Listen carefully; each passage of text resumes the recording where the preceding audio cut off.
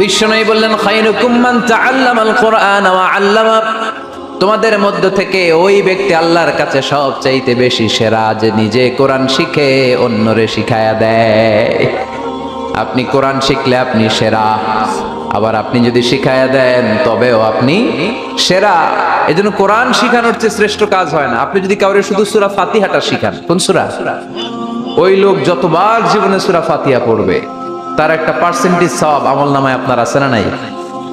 আবার ওই লোক যদি কাউরে এই সূরা ফাতিহাটা শিখায়, আবার যারে শিখালে এ যদি আবার আরেকজনরে শিখায়, এভাবে যতজনকে শিখাবে প্রত্যেকের সওয়াব থেকে একটা পার্সেন্টেজ সওয়াব আপনার আমলনামায় দিয়ে দিবে কে? এজন্য কোরআন শিখবো, শিখাবো, শিখবো, শিখাবো। যারা কোরআন জানি না, কোরআন জেনে মরবো। No excuse will be granted that day. সেদিন কোনো অজুহাত আল্লাহ গ্রহণ করবে না। সব পারো, কোরআন পারো না কেন? সবই তো পারো। হিন্দিতে কথা বলতে পারো, ইংরেজিতে কথা বলতে পারো, কোরআন পারলা না কেন? কোনো মাফ করবে আল্লাহ?